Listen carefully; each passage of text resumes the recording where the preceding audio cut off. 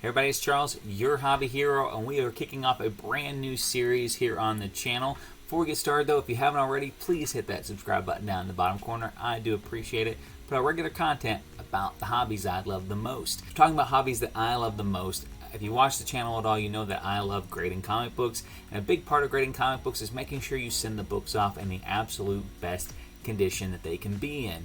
Well, part of that process is the cleaning and pressing process of those books. I've been doing a lot of it over the last probably year or so. The setup before didn't really lend itself very well to making videos. I've got my office rearranged now to where I can record some of these videos, so I'm hoping to share some of those processes in more detail with you. And the first book that I'm going to be starting out with is Fantastic Four number 67. I got this in a 4.5. I will go over some of the defects here in closer detail when I get it on into the other camera. This thing has got a lot of pressable defects on it. The cover, as you can tell, very tanned. Back cover, very tan and dirty as well. I mean, you can actually, through the case, I mean, look at, you can see all of those defects, most of which do not press color. I'm honestly surprised I got a 4.5 with that in there. So why would somebody do this? Well, this book in particular, I got a great deal on this book. The market was down on these because they're not talking about him or Warlock at this point in time, so his keys have started to trend back down, even though he is coming in the new Guardians of the Galaxy movie. But I do think this book has the potential to get a grade bump. If you're not familiar with that term, it just means that by opening the slab, cleaning and pressing the book the way that it needs to be cleaned and pressed, that we can get an increase in the grade. So this particular book, I think, has the potential to get a 6.0, and we'll talk about some of the defects when we get it under the other camera here that we'll not be able to take care of, that will be bringing that grade all the way down to where it is at. So without further ado, let's get it over to the table. Okay, so we have the Fantastic Four 67. We're going to start by dry cleaning it. Before we do anything, I want to make sure that I support the spine. I do that by sticking a magazine-sized backer board in the center of the book, right where the staples are at. You just want to make sure that you're not pressing those staples into the cover. Now, whenever I'm cleaning the covers, especially if I'm doing a lot of cleaning like on this book, I will try to support the cover. I'm going to put a piece of 65-pound paper underneath the front cover. Just that way there's just a little thicker, sturdier stock behind that cover, because like I said, we're going to be doing a lot of work with it. If there's not a ton of work to be done on it, I probably wouldn't bother. Same with the glove I'm putting on. I don't normally wear gloves whenever I'm handling the books. I just keep my hands clean. But if I'm going to be working on a book a lot, I will usually have one gloved hand, just so my hand doesn't get sweaty over the course of the time of the book, or just repeated pressure on the book, putting those in there. So I have a makeup round here. That's what I'm going to use to start with the dry cleaning. And you see, start towards the edges and push and work outwards. That way we don't pull anything inside for any additional tears.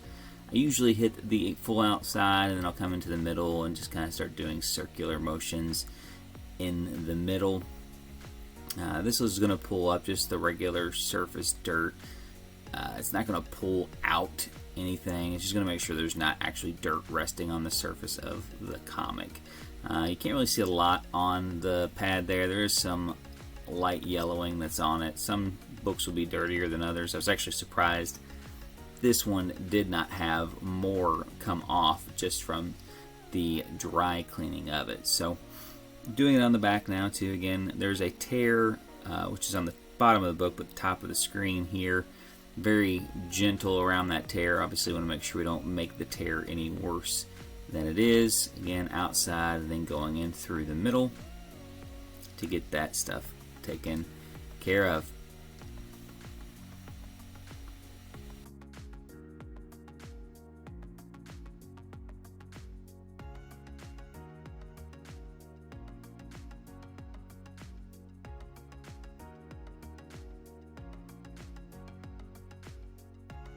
Alright, so here we have an Absorbing sponge. I cut it into just a smaller piece there. It comes in a larger one. I cut them down to a little over an inch. Again, working away from the center to get those outside edges, being extra careful around the spine where paper might be weaker. I don't press very hard. I'm squeezing the sponge tightly. If it looks like my hand is stressing it all, but I'm not pushing hard, just kind of pulling it across the surface. Again, being very, very careful when I get around this tear at the bottom, because we do not want to make that tear any worse. When you're cleaning the comics, it's important to know you don't want to put a lot of pressure and a lot of friction on there. See how dirty the sponge is getting, though. It pulls up quite a bit more. But yeah, if you put too much pressure on it, it will tear the paper or rub off the surface gloss on the paper, and you don't want to do that. So same on the front, just kind of working down, being very careful around the edges of the book. I've never had any color loss from using Absorbing. I've heard people who have, but I'm usually, hit the yellows, hit the bright reds, and those are the colors that are the most risk for pulling off, as you'll see a little bit later on in the video. I've never had any of it transfer off with the Absorbing. I'm working on the yellow right there quite a bit to get all the dirt that I can off there, but you can see the pad is just much dirtier than the makeup pad was.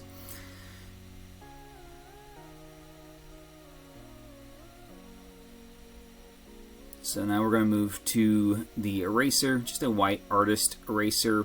You'll see a lot of people who use the pencil tip ones.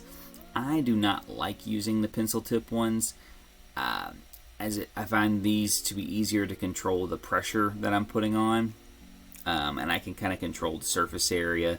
Sometimes you need a little bit more surface area, like in the case of this book with all that white space. The eraser I'm using has a big flat edge on it, which means I can get a lot bigger surface covered rather than just using those pencil tip erasers. So as you can tell, I'm getting really close to a lot of the colored areas. I'm not putting a ton of pressure on the book again when I'm pushing down with this eraser, so you can get on a lot of the colored areas without lifting any.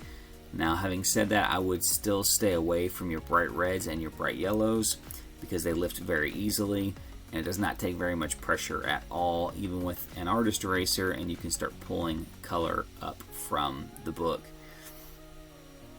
Going around, I said the whole thing, it's harder to tell the results on here from the distance, but there's lots of little dirt and grime that you can kind of see up close on the book, and that's really what these erasers help taking off right now. As we move into the further steps, if you don't get all that stuff moved off, anything you're doing after that, you're basically doing on top of the dirt, which is just not going to get the book as white and as clean as it could be. So again, just kind of going around all the colored areas. Up here in the price box, I actually just go straight over the black in the price box. As you can see there, none of the color lifts. It doesn't lighten at all, but I do avoid the red in the Fantastic Four title, the yellow and the oranges and the flames, and I don't go anywhere near the big yellow in the center there with the eraser.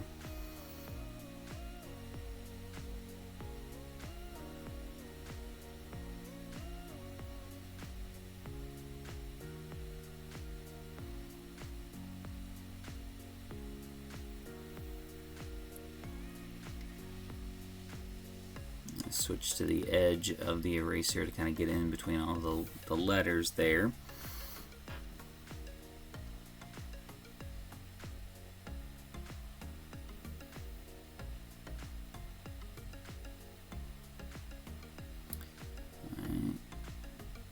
Pointing out that some staining is visible now that really wasn't visible prior. We'll get on the back here. The same thing, just going around that big red box right there. Getting the big edges with the wide side of the eraser, again, just takes way more time if you just have a pencil tip eraser. And the only reason why I call extra attention to it is because pretty much every person I see clean books that post their work on them are using this pencil tip, and it's just the fine point tip on it's just not that necessary. Now you may have noticed, I just did it again there a second ago, me cleaning the end of the eraser off with my thumb. Sometimes when you get in those glossy surfaces, it'll kind of gum up your eraser, and it'll just, it's hard to explain. You'll tell it's not got the same kind of friction on the surface at all. So just rubbing off whatever gloss that is picked up off the thumb will get it to where it's got just enough abrasiveness to pull up the dirt. Again, very careful around that tear, using my gloved hand to kind of hold the area down so the paper doesn't shift at all as I'm getting that stuff cleaned up. And again, less careful around the lettering down there because the lettering is all black. A lot of times I'll find books where people just don't clean inside the letters because they don't have a small enough eraser. And again, as long as you're not pressing too hard, you're not going to lift any of that black color off.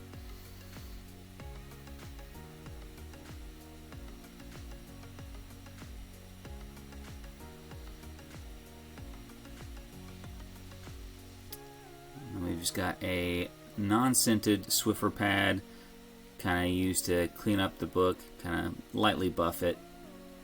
Nothing too crazy there, and just kind of prep it to make sure there's nothing on the surface of the book. You kind of see the difference in the color already from the interior side of the cover. And we're going to move to wet cleaning. I'm heating it up. I cut the video there a little bit so you don't just watch it sitting there for about 30 seconds, but just to heat up the surface of the book. I am using a mild surfactant that I'm going to basically put over it. Basically a mild soap that we're going to take over the surface of the book. This is going to, again, pull dirt. It's also going to remove old paint that's just kind of dulled on the surface. You're going to see a lot of it on there. I do take it right over the yellows, the greens, the reds. Doesn't, as long as you're not pressing hard, it's not going to smear anything on there. But you will see when I flip the pad over here that it does pull some paints over there, but it does make the colors brighter as an end result. A lot of dirt on there too.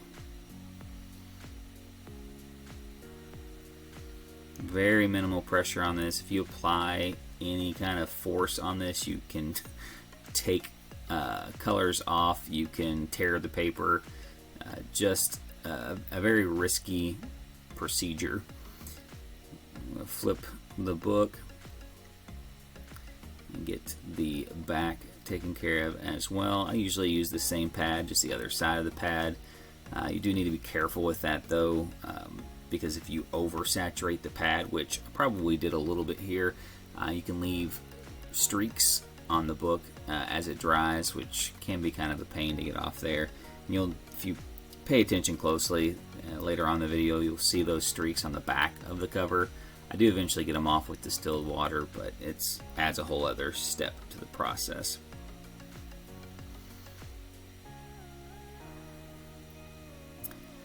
As far as the process goes, I don't get into a lot of the details on it because every book's going to be a little different. Every setup is going to be a little different as far as press times, heating times, duration times. I always encourage you to kind of learn your own techniques. Kind of give you a general idea of the steps I'm using, but my temperatures might be slightly different than your temperatures and so forth.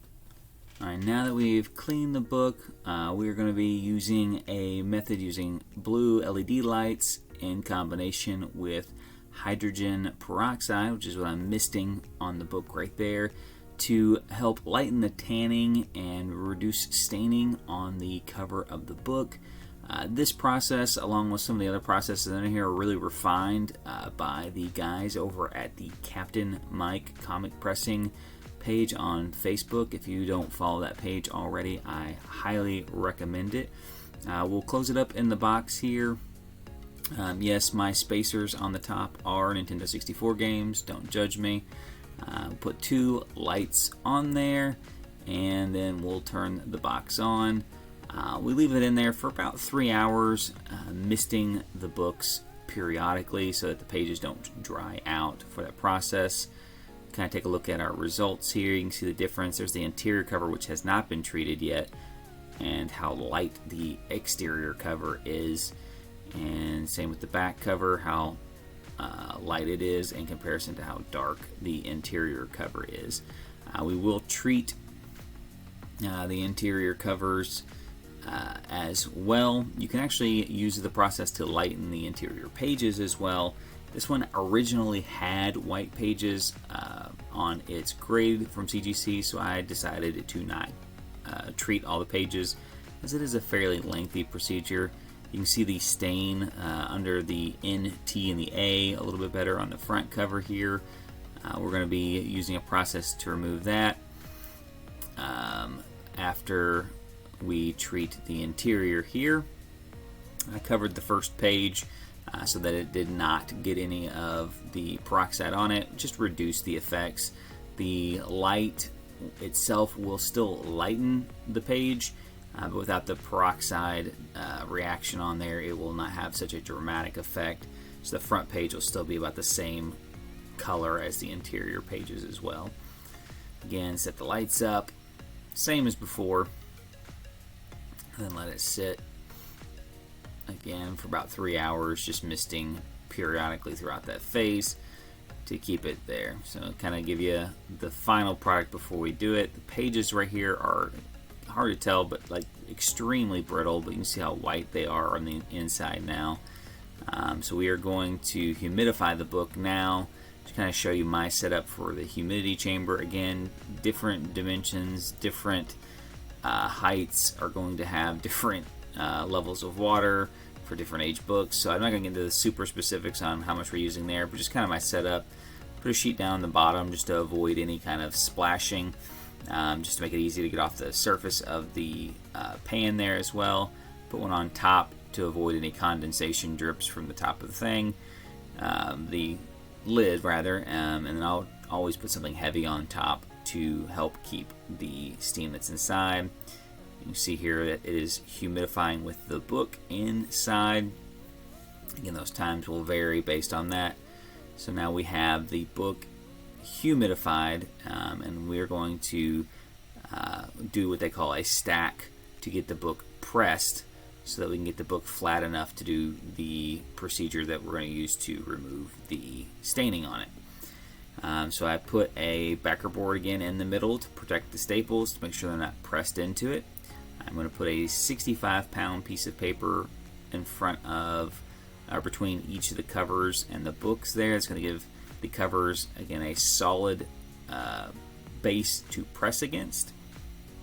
Now with the book, all the moisture, extra moisture in the book, I'm going to put just a regular piece of copy paper on top, and then it is a magazine backer board, and then we're going to flip it over and do the same.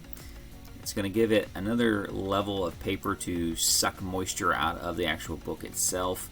That way your book doesn't get wavy, or worse yet, like crinkle. I don't use SRP paper very much anymore because if you put too much moisture in your books, it'll go into the SRP paper and just wrinkle and then press those wrinkles. So we press the books again, so mild amount of pressure. Heat and temperature times are going to vary. Again, not going to get into those specifics on here, but we have a flat surface to work with here for the next step. Again, just kind of looking at how smooth the surface is now. This is obviously not a finished product, but we want a flat surface to do the next method of stain removal. You see the tide lines up there towards the top. We're going to be working on those as well. We are going to be working with hydrogen peroxide again, and we're actually going to be applying hydrogen peroxide directly to the surface of the book via a transfer sheet, just regular paper, copy paper sprayed with hydrogen peroxide, and we are just going to apply it directly to the book. And then we will be pressing the book at a reduced temperature with that on there to get that stain actually loosened in the fibers and pulled out of the book. No need to pause or anything like that. I'm using a Disney rewards card, an old Disney rewards card there, so there's no credit card number to pull off of that. So just to save you a little bit of time, I'm using it to smooth out the surface. You want it completely flat on there. Any imperfections on that will really just create a lot of extra work to get the book flat. I actually mess up here and get a little bit of a crinkle in it. I try to see if I can smooth it out, and I cannot. You can see that white line there, and I just take the whole thing off at that point. Those lines will press into the book. The paper will be very malleable, and it'll just form right into that, and it's just a whole extra step. So we just get a whole new sheet, apply it again directly on it, and we will smooth it out without issue this time. Again, you don't need a ton of pressure to get the bubbles out there. You just want to make sure it is completely flat on the surface of the book. And then we are going to put it back in our stack, and then put it back into the press.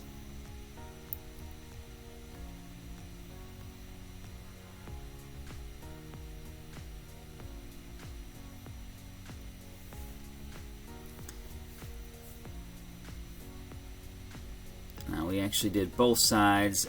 This is actually going to be the results on the back side. When the books have a lot of heavy staining in it, this is extremely satisfying. You pulling off the pad, you can actually almost feel it pull out all the dirt and fibers that are on it. This cover was already pretty well cleaned at this point in time, so I'm just going to peel it back, and you can see a little bit of waviness in it just from that, even with it being smooth on the surface. But we'll pull it up closer to the camera here, and you'll see the tide lines are completely gone. Now there are some stains that this cannot take care of at all, and there are some stains that will take multiple treatments. We did one treatment on the front, one treatment on the back, and it got the stains out in their entirety with just one treatment. And there's the front. As you can see under the NTA, there's no longer a stain there. So now we get it ready for pressing. Again, we have to humidify again. We've got to press it again. And sometimes you have to repeat that process, but that'll get us our final product here. And again, this is, if I remember correctly, I think I humidified and repressed probably twice at the end of it here, really just to get all the imperfections out of the book, and that's going to vary from book to book as well. I think I may have even done one more after this video was recorded, because there was a little bit of reversion that came back in the book just from having it not in a cold press immediately. So remaining defects, you've got that color break up there above the thing. Very clean on the front of this book now. The creases that you see there in the middle of the cocoon, those are actually a print defect and should not count against the grade. There are some color breaks at the bottom of the page that you can't do anything about those without getting a restored tag. On the back, really the only defect that stayed on the back is the tear, and those color breaking creases right there in that green word box. Again, nothing we can do about those.